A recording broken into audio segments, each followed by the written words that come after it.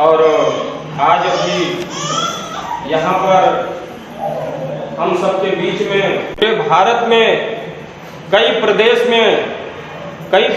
के जिले में डीएम रह चुके माननीय आईएएस अधिकारी माननीय कन्हैयालाल जी का आप सब सम्मान से स्वागत करिए साहब।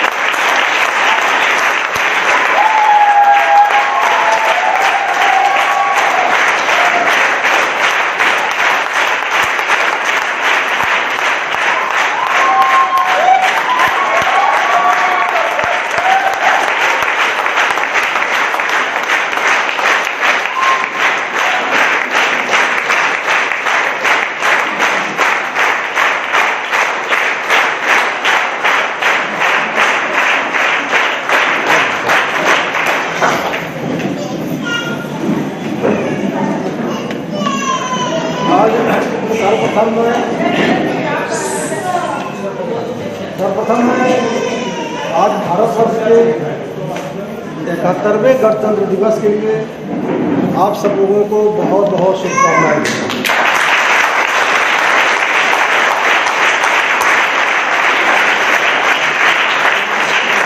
आप लोग और आज जो WPA वेलनेस प्राइवेट लिमिटेड है उसके हमारे में भी पदाधिकारी हैं, जो भी फंक्शनरीज हैं इस कार्बन में चले हैं वेलनेस के क्षेत्र में, और उसमें जो मुख्य रूप से आप लोग काम कर रहे हैं जो मुझे आज ही पता चला,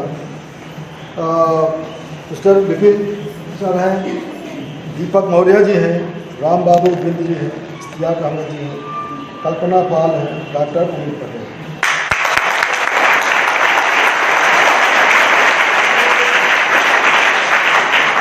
बड़ी ही मेहनत करके इस वेलनेस कंपनी को आप लोग चला रहे हैं, इसका लगातार आप लोग अपनी पब्लिसिटी कर रहे हैं, इसके गुण और दोष, गुण ही बता रहे, दोष क्या गुण ही बताया जा रहा है। तो मैं इसके बारे में ये भी बताऊंगा, दो चीज़ें चाहिए ज़िंदगी में। पहला चीज़ क्या है, मेरा स्वास्थ्य सही रहे। कैसे? पहला चीज़ तो यही, इनकम तो बात की बात है, ये पहला स्वास्थ्य। पता चला हम कोई भी काम, हम पढ़ने जा रहे हैं, किसानी कारोबार करने जा रहे हैं, लेकिन हम फिट नहीं हैं, उस वहाँ न जाके स्कूल जाना है, स्कूल न जा कर के हम हॉस्पिटल जा रहे हैं, पहले चेक करा है। सही बात है सर। तो हमसे ये कैसे बचना होगा? ये फिटनेस जब तक हम लोग नहीं लाएंगे, फिजिकल फिटनेस को जब तक हम नहीं लाएंगे तो हम बीमारी हालत में लाइफ में कोई भी काम नहीं, हम मेहनत कहाँ से करेंगे जो हमारी शरीर स्वस्थ होता है। Yes sir. तो इस स्वास्थ्य के क्षेत्र में दो बातें हैं कि एक तो आप लोगों को एक अच्छे हेल्थ के लिए एजुकेशन है इसमें, और हेल्थ के बाद इनकम जनरेटेड ये प्रोग्राम है। Yes sir. जिससे आपकी इनकम भी होती है।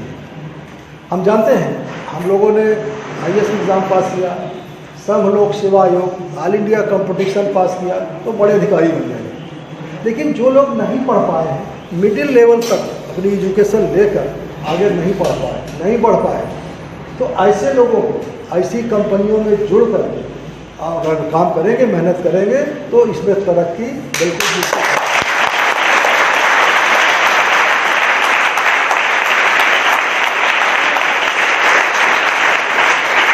आज चारों तरफ तरक्की का दौर चल रहा है, हर क्षेत्र में विकास हो रहा है, तरक्की का दौर चल ही रहा है। लाइफ में, मार्केट में कंपटीशन बहुत है। Yes sir. अपने आप को कैसे हम फिट रखें, कैसे हम उसमें सबको आगे जाने की होड़ लगी है। मुझे मालूम है, मैं चूँकि दिल्ली में रहता हूँ, वहाँ पर मैं जानता हूँ वेलनेस कंपनी भी चल रही है, द्वारका में ऑफिस है। मैं आयुष का भी अधिकारी रहा हूँ, जिसमें योगा, आयुर्वेदा ये सब क्या।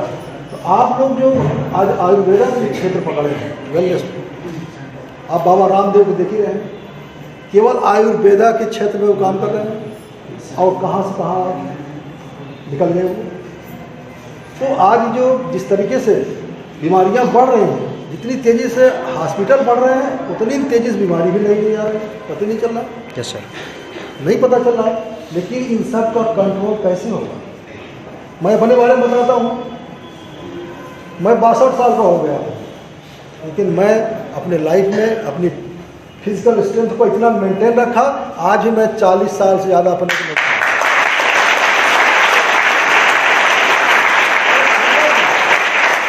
हर काम, घरेलू काम, मैं राजनीति में जुड़ा हूँ। 36 साल भारत सरकार की सेवा में जगह जगह अलग अलग विभागों में रहा हूँ। कहीं डिप्टी डायरेक्टर रहा, कहीं डायरेक्टर रहा, कहीं ज्वाइंट डायरेक्टर रहा, चारों तरफ है भारत सरकार की सेवा में। और उसके बाद तो हम राजनीति में काम कर रहे हैं। लेकिन इसके बारे में आज मुझे मालूम नहीं था कि यहाँ क्या प्रोग्राम है, न मुझे बताया गया नहीं गया। लेकिन फिर भी ये अच्छा लगा कि एक जागरूकता का कार्यक्रम आप लोग चल रहा है, लोगों को जगा रहे हैं, आयुर्वेदा के बारे में बता रहे हैं। क्योंकि ये जो एलोपैथिक दवाएँ हैं, एलोपैथिक दवाएँ जो अंग्रेजी दवाएँ जिसको कहते हैं, इसका उनका साइड इफेक्ट है बहुत ज़्यादा। एक बीमारी है उसके लिए दवा खा रहे हैं तो दूसरा अंग खराब कर दे रहा है, एक को तो ठीक कर रहा है, दूसरा अंग खराब कर दे रहा है। लेकिन ये आयुर्वेदा में कोई चीज़ नुकसान करने वाली चीज़ नहीं है।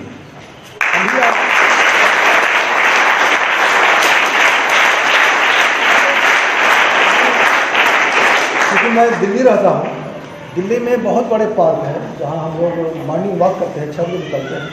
सुबह सुबह मैं देखता हूँ कि पार्क के बाहर ये जो गेहूँ होता है, जौ होता है, करेला होता है, इतना ही छोटा गेहूँ का पौधा होता है, उसी को काट लिया जाता है, उसका सूप निकाला जाता है, करेले का सूप निकाला जाता है।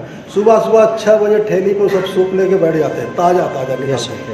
और वहाँ पर लोग मॉर्निंग वॉक कर रहे हैं, दौड़ रहे हैं, योगा कर रहे हैं, तो उससे इतना लाभ होता है। मैं भी उसका सेवन किया। आज भी हम लोग 6 बजे 7 बजे उठ करके दौड़ लगा रहे हैं। और 62 साल की उम्र में आज तक मैं एक दिन के लिए भी हॉस्पिटल नहीं गया।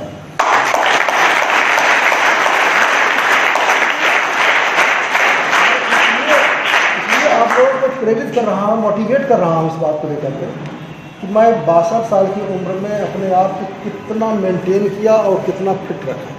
अभी तक खाना पीना से कोई परहेज नहीं किया।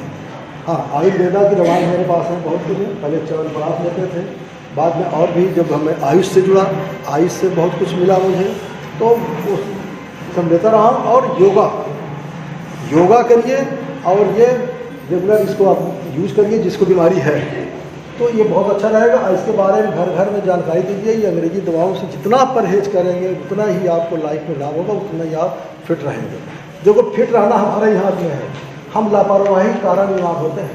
बहुत सी चीज़ हम लोग नहीं जानते कि ये कर रहा हूँ मेरे शरीर के लिए क्या नुकसान करेंगे, ये हमको नहीं मालूम।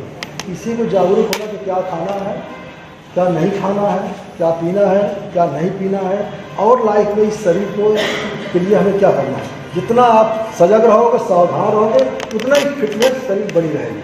नहीं तो हम भी देखते हैं कि अभी तक मुझे 62 साल की उम्र में ना मुझे कोई शुगर हुआ, ना मुझे बीपी हुआ।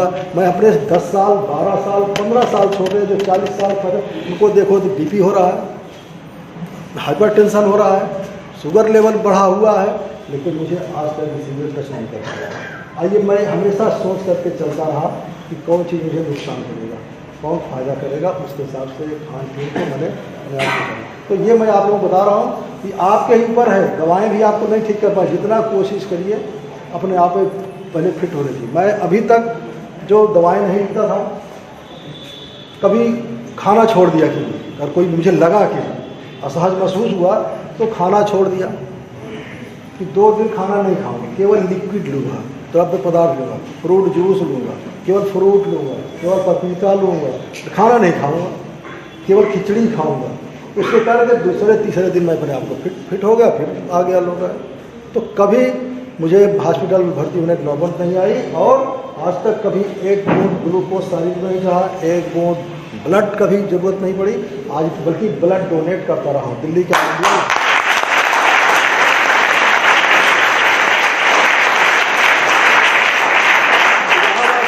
इलाहाबाद से बहुत से पेशेंट दिल्ली आते हैं, all India institute of medical science. Yes sir. वहाँ मैं कार्यक्रम में रहता हूँ।